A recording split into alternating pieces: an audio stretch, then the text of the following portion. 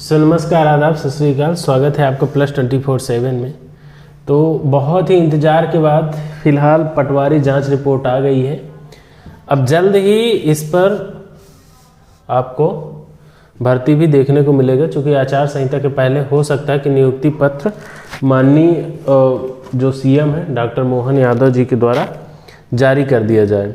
ठीक है, अब इसमें कुछ क्वेश्चन है कि सर जांच रिपोर्ट में क्या है, तो आपको बता रहे हैं, विस्तार से बताएंगे। और जितने भी क्वेश्चन थे कि सर जो ग्वालियर के एनआरआई कॉलेज का मुद्दा था, या कि जो दिव्यांग सर्टिफिकेट बनवाए थे फर्जी, उनका क्या हुआ, उन पर कोई एक्शन हुआ या नहीं हुआ, तो एक एक करके आपके सभी क्वेश्चन का जवाब मिलेगा। बस आप बने रहिए, ठीक है। तो मध्य प्रदेश की बहुचर्चित पटवारी परीक्षा घोटाले की जांच रिपोर्ट मध्य प्रदेश सामान्य शासन विभाग को सौंप दी गई है।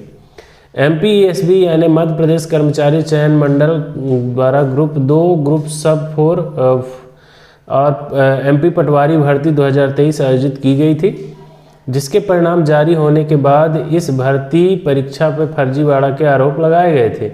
रिजल्ट में टॉप 10 में से 7 का चयन एक ही सेंटर से शामिल होने पर प्रदेश के युवाओं द्वारा भर्ती परीक्षा की जांच की मांग की गई थी एवं परीक्षा को निरस्त कर पुनः परीक्षा आयोजित करने का मुद्दा उठाया गया था।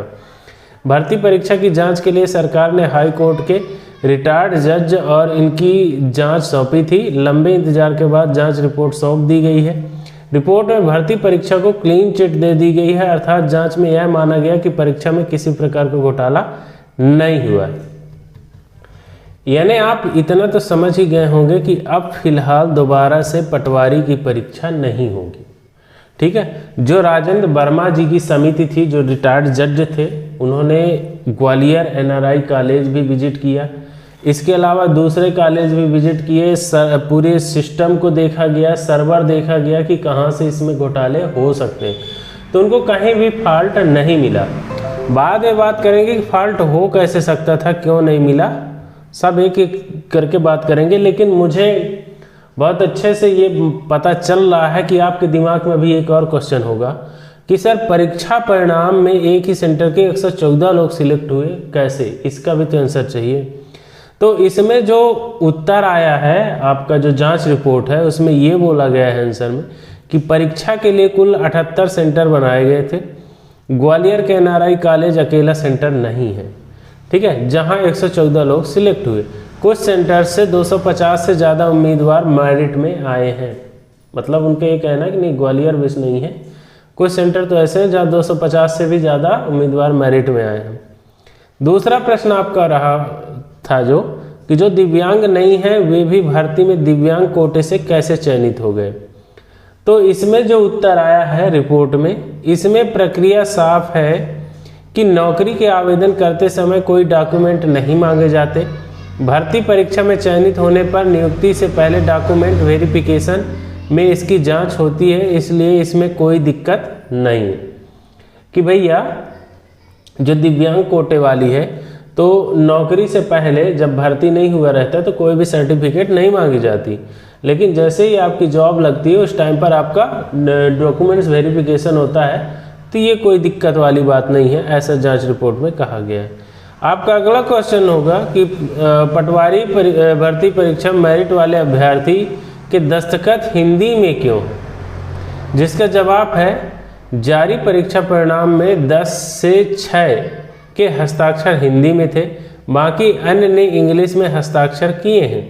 हिंदी में हस्ताक्षर करने वाले उम्मीदवारों के इंग्लिश में 13 से लेकर 23 नंबर हैं, अर्थात किसी के भी पूरे 25 में 25 नंबर नहीं है। इनमें से सभी टॉपर एक ही शिफ्ट में परीक्षा देने नहीं पहुंचे, सभी अलग अलग शिफ्टों में परीक्षा में शामिल हुए। अलग अलग तारीखों पर इन्होंने परीक्षा के लिए आवेदन किए। अब इसका जो जवाब है वो ये है कि भैया जो हिंदी में जिन्होंने दस्तखत किए हैं वो सभी एक ही दिन नहीं आए हैं। दूसरी बात, कोई भी टॉपर का 25 में से 25 नंबर नहीं है, किसी का 23 नंबर है तो किसी का 18 नंबर है। तो इससे भी यह आंकड़ा नहीं निकलता कि हिंदी में दस्तखत करने से वो फर्जी माना जाएगा। अब आपका क्वेश्चन होगा कि अब मध्य प्रदेश पटवारी भर्ती प्रक्रिया में आगे क्या होगा।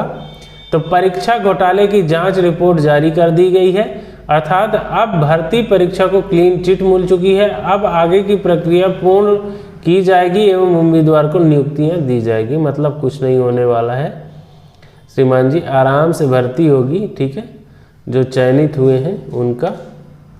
और किसी भी तरह से यदि आप ये उम्मीद लगा के बैठे होंगे कि भर्ती परीक्षा निरस्त होगी तो दैट इज़ इम्पॉसिबल, ये संभव नहीं है। और दोबारा कोई परीक्षा भी नहीं होने वाली है। जो परीक्षा हो गई उसी पर रिजल्ट जारी कर दिया गया है और जांच रिपोर्ट भी आ गई है। अब ये पूरी तरह से सरकार के ऊपर डिपेंड करता है कि सरकार क्या चाहती है, क्योंकि जांच रिपोर्ट की तरफ से भी क्लीन चिट मिल चुकी है, ठीक है। और जो आपके क्वेश्चन थे उसके भी एक एक करके आंसर आ गए हैं। एक तो देखो मतलब होता क्या है ना कि बहुत सारी चीज़ें लोगों के बस में नहीं होता, कुछ रियल होते हैं और जो गलत है ना तो उसको गलती को छिपाया भी जा सकता है। फिलहाल अब आदमी उम्मीद तो यही टिका सकता था कि जांच रिपोर्ट जो भी आएगी वो फेयर होगी, तो जांच रिपोर्ट भी आ गई। अब फिलहाल आप किसी को कुछ गलत ठहरा भी नहीं सकते, जो भी है उसे एक्सेप्ट कीजिए। जिनका चयन हो गया है वो बड़े आराम से अपना ज्वाइनिंग लेंगे और जिनका नहीं हुआ है निराश होने की ज़रूरत नहीं, अगले वैकेंसी के लिए तैयारी करिए, ठीक है। तो फिलहाल मिलेंगे नेक्स्ट वीडियो में, तब तक के लिए धन्यवाद। जय हिंद, आपका दिन शुभ रहे।